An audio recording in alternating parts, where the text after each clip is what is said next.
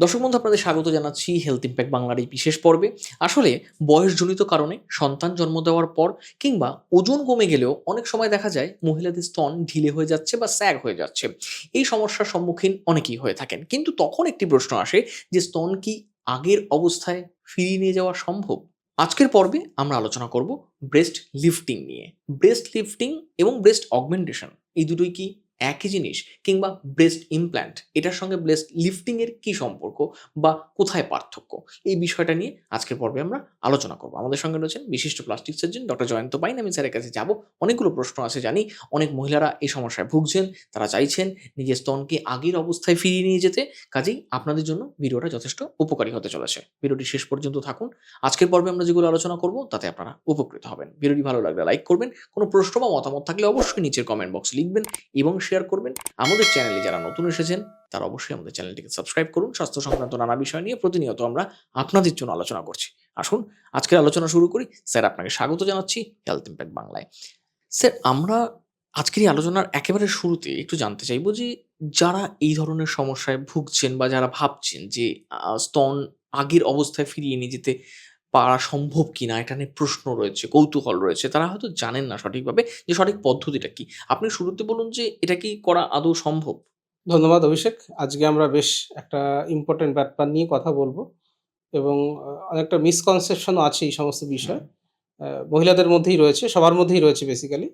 তো আমি এই যে প্রক্রিয়াটা বা যেই বিষয়টা সেটাতে যাওয়ার আগে জাস্ট বলবো যে সমস্যাটা অ্যাকচুয়ালি কী?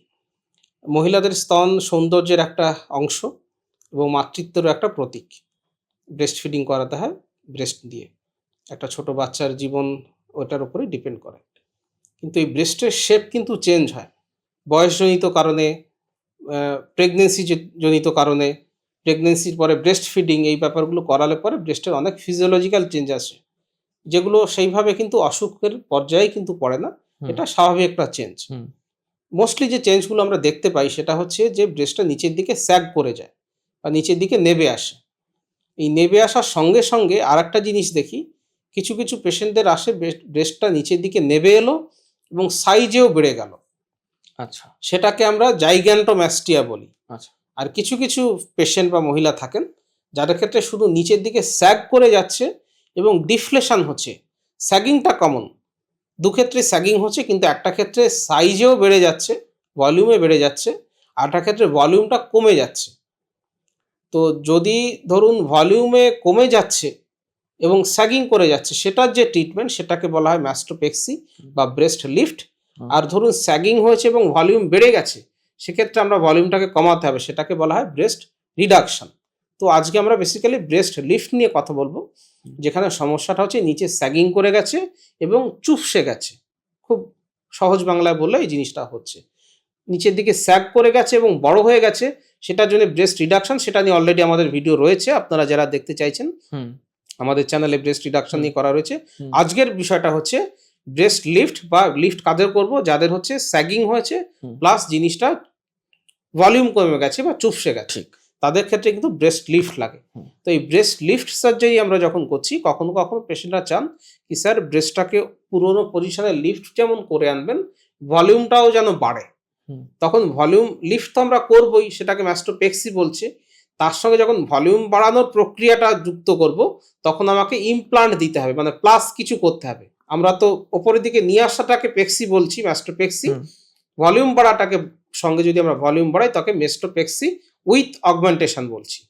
তো কিছু কিছু পেশেন্ট আসেন যারা চান কি স্যার শুধু ওপরের দিকে নিয়ে আসুন, আমার ভলিউম বাড়ানোর দরকার নেই, তখন শুধু ম্যাস্টোপেক্সি করতে হয়। কিছু কিছু পেশেন্ট চান স্যার ওপরের দিকে নিয়ে আসুন প্লাস ভলিউমটাকেও বাড়িয়ে দিন, তখন আমরা কি ম্যাস্টোপেক্সি উইথ অগমেন্টেশন বলি। তো এটাতে রেজাল্ট ডেফিনেটলি ভালো হয়, সুন্দর রেজাল্ট আসে, পেশেন্টরা খুশি হন, কারণ তাদের যে সমস্যাটা ছিল সেটার সমাধান কিন্তু হয়ে গেল। তো ম্যাস্টোপেক্সি বা ম্যাস্টোপেক্সি উইথ অগমেন্টেশন কোনটা করবো সেটা পেশেন্ট আমাদেরকে বলে দেবেন যে স্যার আমি বাড়াতে চাই, যদি সাইজটাকেও বাড়াতে চান তাহলে আমরা অগমেন্টেশন করবো, এবং রেজাল্ট কিন্তু দুক্ষেত্রে খুব সুন্দর হয়। স্যার, এমনটা অনেক সময় সোশ্যাল মিডিয়া দেখা যায় যে মানে এক্সারসাইজ বা কিছু ডায়েট প্রচলিত হয়ে যায় যে এগুলো করুন, এই ডায়েট মেনে চলুন বা এই ধরনের এক্সারসাইজ করুন, তাহলেই আপনি এটাকে লিফট করতে পারবেন, আগের অবস্থায় ফিরিয়ে নিতে হবে। এটা কতটা সম্ভব, মানে এটা কি সম্ভব আদৌ? ঠিক অ্যাকচুয়ালি কি হয়, আমরা তো ডায়েট বলুন বা এক্সারসাইজ বলুন সেগুলো দেখি যাদের বডি খুব কম ছিল, তারা খুব মাসকুলার হয়ে গেলেন, হেভি হয়ে গেলেন। সেটা দেখে আমাদের মনে হয় বোধহয় ডায়েট বা এক্সারসাইজ বা জিম এগুলো করলে ব্রেস্টের সাইজটাও বাড়তে পারে।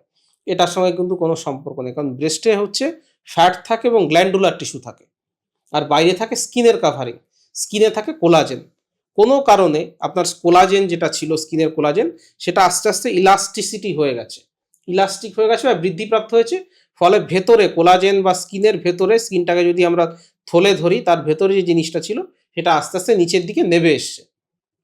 তো এখানে এক্সারসাইজ করলে পরে আপনি কোলাজেনের কোয়ালিটি ঠিক করতে পারবেন না, আপনি ডায়েটিং করেও কোলাজেনের কোয়ালিটি ঠিক করতে পারবেন না। সুতরাং বা কোনো অয়েনমেন্ট বা কোনো মাসাজ করে কিন্তু যে কোলাজেনটা স্ট্রেসড হয়ে গেছে সেটাকে নতুন করে পুরনো অবস্থায় ফেরানো সম্ভব নয়। আমাদের যেটা করতে হবে, যে চামড়াটা স্ট্রেচিং হয়ে গেছে, লম্বা হয়ে গেছে, সেই চামড়াটাকে কিন্তু আমাদেরকে সার্জিক্যালি এক্সারসাইজ করে ব্রেস্টটাকে নতুন পজিশনে নিয়ে আসতে হবে।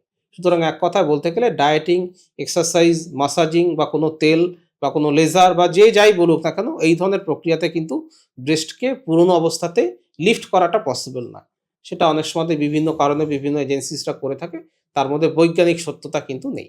এটা করতে গেলে কিন্তু একটা সার্জিক্যাল প্রসিজিয়ার্সের মধ্যে দিয়েই যেতে হবে, যেটাকে ম্যাস্টোপেক্সি সার্জারি বলা হয়। তাহলে স্যার এই সার্জারির মাধ্যমে কতটা লিফট করা যায় বা ইউজুয়ালি পেশেন্টরা যখন আসেন আমাদের কাছে, তখন আমরা তাদেরকে এক্সামিন করি বা দেখি, ফিজিক্যালি এক্সামিন করে বিভিন্ন মাপ নেওয়া হয়। যেমন আপনি একটা শাড়ি বা ব্লাউজ বা একটা জামা বা কিছু একটা কিনতে গেলে পরে একটা মাপ নিয়ে থাকেন, বা টেলার্স আপনার মাপ নিয়ে থাকেন, তখন আমরাও পেশেন্টকে মাপ করি। কারণ অনেক ক্ষেত্রেই দেখা যায় পেশেন্টের অনেক বিষয় মিসকনসেপশন রয়েছে।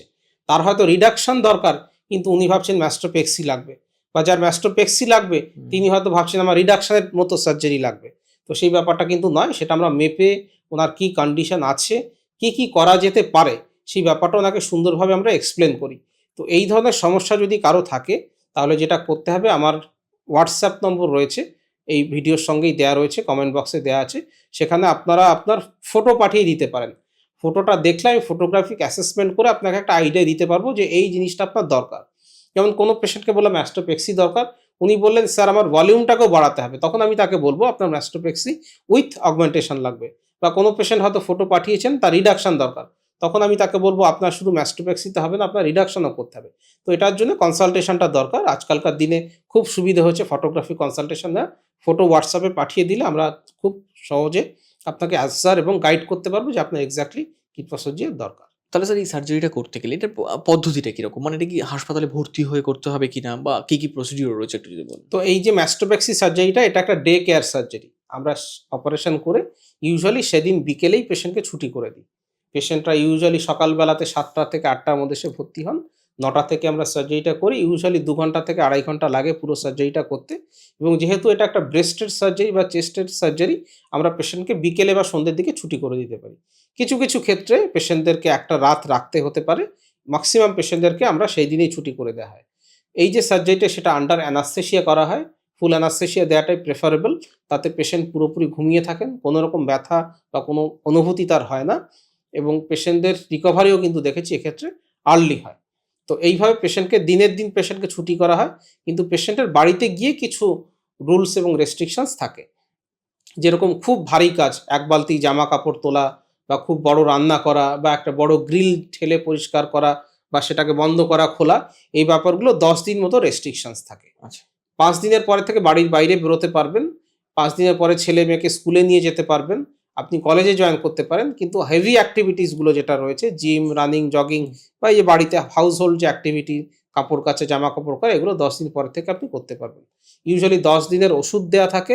ইউজুয়ালি 5 দিন পরে আমরা পেশেন্টকে ডেকে নিই, একবার দেখিয়ে যেতে, তার কন্ডিশনসটা কেমন আছে সেটা বোঝার জন্য। তাহলে স্যার এই সার্জারিটার কথা যখন আমরা আলোচনা করছি, একটু জানানো উচিত দর্শকদের যে এটা কোনো মানে যন্ত্রণাহীন পদ্ধতিতে হয় কিনা বা ব্যথা অবভিয়াসলি হবে কিনা? ঠিক একেবারেই যন্ত্রণা হলে কেন পেশেন্ট করবেন? হ্যাঁ, কারণ পেশেন্টের আজকালকার দিনে পেশেন্ট যন্ত্রণা পাওয়া মানে একটা নেগেটিভ ব্যাপার। হুম। কারণ যন্ত্রণা উপশমের এখন এত উপায় চলে এসছে। আমরা পেশেন্টকে এজন্যে ফুল অ্যানাস্থেসিয়া দিয়ে করি, উনি কিছু বুঝতে পারবেন না। বাড়িতে যখন উনি চলে যাবেন, আমরা তাকে ব্যথা যাতে না হয় সেটার জন্য ওষুধ দেয়া থাকে। কোনোটা দিনে 2 বার, কোনোটা দিনে 3 বার খেতে হয়। তাতে ব্যথা কিন্তু কন্ট্রোলে থাকে। এটা যেহেতু সার্জারি, ব্যথা হবে না সেটা বলাটা আনসায়েন্টিফিক হবে, কিন্তু ব্যথাটা খুব মিনিমাল হবে, যেটা আপনার সহ্যের মধ্যেই থাকবে। যখন ওটি করছি তখন কিন্তু কিছু বুঝতে পারবে না। কিন্তু বাড়ির পরে গিয়ে যদি হালকা ব্যথা হয়, যাতে না হয় সেটার জন্য কিন্তু অলরেডি শিডিউল করা থাকে ওষুধের। সেটা বাড়িতে গিয়ে খেতে হয়। আচ্ছা, এবার স্যার এই সার্জারি করার পরে কোনো দাগ থেকে যাচ্ছে কিনা কিংবা সেলাইটা কাটতে আসতে হবে কিনা, এই বিষয়গুলো একটু জানা দরকার। ঠিক এই যে সার্জারিটা করছি আমরা ম্যাস্টোপেক্সি বা ম্যাস্টোপেক্সি উইথ অগমেন্টেশন, সেটা কিন্তু একটা সার্জিক্যাল প্রসিডিউর। এটাতে কিন্তু দাগ হবে, তবে দাগটা যাতে বোঝা না যায় সেজন্য আমরা ব্রেস্টের নিচের দিকে ব্রেস্ট ক্রিজ যেটাকে বলে সেটা দিয়ে করা হয় এবং অ্যারিওলার চারিদিকে করা হয়। আজকাল অনেক মহিলারা আসেন যাদের সিজারিয়ান সেকশন অপারেশন হয়েছে, তাকে আমরা বলি আপনার সিজারিয়ান সেকশনে যেরকম একটা দাগ হয়েছে ওই কোয়ালিটির বা ওই ধরনের একটা দাগ আপনার ব্রেস্টের নিচের দিকে কিন্তু হবে। সুতরাং দাগহীন সার্জারি এটা নয়, কিন্তু যাতে দাগ কম হয় সেই জন্য আমরা সেলাইগুলো বা সুতোগুলো ভেতরের দিকে রাখি। সেলফ অ্যাবজর্বিং স্টিচেস দেওয়া হয় এবং ইউজুয়ালি যে স্টিচগুলো দেওয়া হয় সেগুলো সেলফ অ্যাবজর্বিং থাকে, স্টিচ কাটতে আসা দরকার পড়া হয় না। ম্যাক্সিমাম 3টে থেকে 4টে সুতো কিছু পয়েন্ট থাকে, যেমন 3 অ্যাঙ্গেল পয়েন্ট বলে একটা দুটো পয়েন্ট থাকে, সেখানে একটা দুটো সুতো বাইরে থেকে দেওয়া হতে পারে, যেটা হয়তো 10 দিন পরে আমরা কেটে দেবো। 95% সুতোই কিন্তু ভেতরের দিকে থাকে, যেটা সেলফ অ্যাবজর্বিং। এবার স্যার এই সার্জারি যারা করছেন তাদের মনে একটা প্রশ্ন আসতে পারে যে ভবিষ্যতে মা হতে পারবো কিনা কিংবা ব্রেস্ট ফিডিং করাতে কোনো সমস্যা হবে কিনা। ম্যাস্টোপেক্সি বা ম্যাস্টোপেক্সি উইথ অগমেন্টেশন যদি আমরা করি, এখানে অ্যাজ সাচ ব্রেস্ট টিস্যু যেটা রয়েছে সেটার খুব বেশি হ্যান্ডলিং বা মডিফাই করা হয় না। সেই জন্য মা হতে ইউজুয়ালি কোনো অসুবিধাই হয় না, কারণ মা হওয়ার বিষয়টা কিন্তু ব্রেস্টের উপরে ডিপেন্ড করে না। মা হওয়ার বিষয়টা ডিপেন্ড করে ওনার ওভারি, ওনার ইউটেরাস, ওনার মেনস্ট্রুয়াল সাইকেল এগুলো ঠিকঠাক মতো রয়েছে কিনা। ব্রেস্ট ফিডিংয়ের জন্য যদি আমরা বলি, ব্রেস্ট ফিডিং নিয়েও কিন্তু বিশেষ প্রবলেম হয় না, কারণ ব্রেস্ট গ্ল্যান্ডের ম্যাক্সিমাম পার্টটা কিন্তু আনটাচড বা আনঅল্টার্ড থাকে। সেই জন্য ব্রেস্ট ফিডিংয়েও কিন্তু অসুবিধা আপনার ম্যাস্টোপেক্সি উইথ অগমেন্টেশনের পরে হবে না। এবার স্যার একটা প্রশ্ন খুব মানে একটু চিন্তার বিষয় যে এই ধরনের সার্জারির পরে কি কখনো ব্রেস্ট ক্যান্সার বা এগুলোর কোনো সম্ভাবনা থেকে যায়? ব্রেস্ট ক্যান্সার যেটা হয় ইউজুয়ালি ব্রেস্টের যে গ্ল্যান্ডুলার টিস্যু থাকে সেখান থেকে ব্রেস্ট ক্যান্সার হয়। সুতরাং ম্যাস্টোপেক্সি সার্জারি করছি বা ম্যাস্টোপেক্সি উইথ অগমেন্টেশন করছি, তার সঙ্গে ব্রেস্ট গ্ল্যান্ডের কোনো রকম সমস্যা বা টাচ বা অল্টারেশন সেই ব্যাপারটা কিন্তু হয় না। সুতরাং ব্রেস্ট ক্যান্সার যদি আপনার হচ্ছে সেটা আপনার যে কারণে হতো সেই কারণেই হবে। ম্যাস্টোপেক্সি করার জন্যে বা ম্যাস্টোপেক্সি উইথ অগমেন্টেশন করার জন্য ব্রেস্ট ক্যান্সার হবে, এটার সঙ্গে এটার কোনো সম্পর্ক নেই, এটা একটা মিসনোমার। সুতরাং সেই ভয় পাওয়ার কোনো দরকার নেই। দরকার নেই। আর স্যার যারা এই সমস্যা নিয়ে আপনার কাছে এলেন এবং সার্জারি করলেন বা যেকোনো চিকিৎসকের সার্জারি করলেন, তারা এটাও ভাবেন যে পরবর্তীতে আবার একই অবস্থা হয়ে যাবে না তো? আবার সেটা স্যাগ হয়ে যাওয়া কিংবা সেটা ঢিলে হয়ে যাওয়ার মতো সমস্যা হবে না তো? এই যে ব্রেস্ট ঝুলে যাওয়ার কথা শুধু আমি বলবো না, আমাদের বডির যে কোনো পার্ট, ধরুন জল নিচের দিকে নেমে আসা, গলার তলায় নেমে যাওয়া বা হাতের তলায় চামড়া ঝুলে যাওয়া, এটা বয়সজনিত কারণেই কিন্তু হয়। আমাদের বডিতে যে কোলাজেন থাকে সেটা আস্তে আস্তে যেমন আপনার বাড়িতে কোনো একটা রাবার যদি থাকে, আস্তে আস্তে দেখবেন তার ইলাস্টিসিটি চলে যাচ্ছে, আরও ঢিলে হয়ে যাচ্ছে। সেই কারণে ম্যাস্টোপেক্সি করুন, অগমেন্টেশন করুন, রিডাকশন করুন, যাই করুন না কেন, আমরা এই ফিজিওলজিক্যাল প্রসিজারটা কিন্তু অল্টার করতে পারি না। তো আমরা হয়তো আপনি 5 বছর আগে যেমন ছিলেন বা 10 বছর আগে যেমন ছিলেন সেটাকে আপনার ফিরিয়ে দেবো। কিন্তু আবারও আস্তে আস্তে কিন্তু সময়ের সঙ্গে সঙ্গে স্যাগিং এর সমস্যাটা কিন্তু আসতে পারে। বিশেষ করে যদি ম্যাস্টোপেক্সি উইথ ইমপ্লান্ট আমরা করি, ইমপ্লান্টের একটা ওজন থাকে। সুতরাং ব্রেস্টটা কিন্তু আবারও ধীরে ঝুলতে পারে। তবে আগে যতটা হয়েছিল সেই কন্ডিশনে আসতে কিন্তু বেশ সময় লাগবে। আর যদি যে অ্যাক্টিভ বা যে প্রোটেক্টিভ ব্যাপারগুলো আমরা বলবো, যে একটা স্পোর্টস ব্রা ইউজ করা, সাপোর্টিং ব্রা ইউজ করা, এই জিনিসগুলো ইউজ করলে পরে সেই যে চেঞ্জেসটা সেটা ধীরে হবে। সুতরাং কোনোদিন আর স্যাগ করবে না সেটা বলাটা আনসাইন্টিফিক হবে। ধীরে চেঞ্জেস যেমন ন্যাচারালি অন্যান্য বডি পার্টে আসে, এখানেও আসবে, কিন্তু আস্তে আসবে। এই সার্জারির ক্ষেত্রে তাহলে স্যার একেবারে অবধারিত এই প্রশ্ন আসে যে কিরকম খরচ হতে পারে? এই যে ম্যাস্টোপেক্সি উইথ অগমেন্টেশন করছি সেটার ক্ষেত্রে খরচ আমরা 2-3টে ভাগে ভাগ করতে পারি। প্রথমত শুধু ম্যাস্টোপেক্সি করলে আমাদের ইমপ্লান্ট দেওয়ার দরকার পড়ে না, তাহলে ইমপ্লান্টের খরচাটা বাদ চলে যায়। কখনো যদি ম্যাস্টোপেক্সি উইথ অগমেন্টেশন করতে চাইছেন তাহলে ইমপ্লান্টের দামটাও সঙ্গে যুক্ত হয়। সেই সঙ্গে ডিপেন্ড করে আপনি কোথায় করতে চাইছেন, আপনি একটা নার্সিং হোমে করবেন, একটা ডে কেয়ার সেন্টারে করবেন, না আপনি কর্পোরেটে করতে চাইছেন। স্বাভাবিকভাবে কর্পোরেট হসপিটালে করলে পরে সেখানে কস্টগুলো বেড়ে গিয়ে থাকে।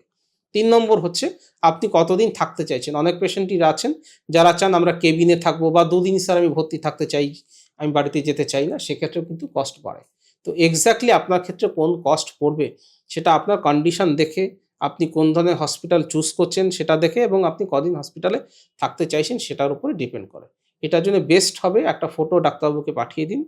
তিনি ফটোটা দেখে অ্যাসেসমেন্ট করে আপনাকে স্টেপ ওয়াইজ কস্টগুলো কিন্তু আপনাকে বলে দিতে পারবে। দর্শক বন্ধু, আপনারা শুনলেন যে এই ব্রেস্ট লিফটিং শুধুমাত্র একটি সার্জারি নয়, এটা কিন্তু আপনার আত্মবিশ্বাসের সঙ্গেও শরীরী ভাষার সঙ্গেও অঙ্গাঙ্গিকভাবে জড়িয়ে রয়েছে। কাজেই যখন ব্রেস্ট লিফটিংয়ের সিদ্ধান্ত নিচ্ছেন তখন কিন্তু অবশ্যই অনেক ভাবনা চিন্তা করে একজন অবশ্যই বিশেষজ্ঞ চিকিৎসকের পরামর্শ নিয়ে তারপরেই এই সার্জারি করুন। যদি আপনি আপনাকে আত্মবিশ্বাস বাড়াতে চান, নিজের চেহারার প্রতি যত্নশীল হয়ে থাকেন, তাহলে কিন্তু অবশ্যই অভিজ্ঞ এবং বিশেষজ্ঞ চিকিৎসকের দ্বারস্থ হবেন। কোনোভাবেই কোনো ধরনের বিজ্ঞাপনের চমক বা সোশ্যাল মিডিয়ায় প্রচলিত কোনো কিছুর ট্রেন্ডে গা ভাসিয়ে নিজের ক্ষতি করে বসবেন না। আজকের মতো এখানেই শেষ করব। যদি কোনো প্রশ্ন থাকে নিচে কমেন্ট বক্সে লিখবেন। আপনাদের প্রশ্ন নিয়ে পরবর্তীতে আমরা আবার আলোচনা করব। অনেক ভালো থাকবেন, সুস্থ থাকবেন। ধন্যবাদ।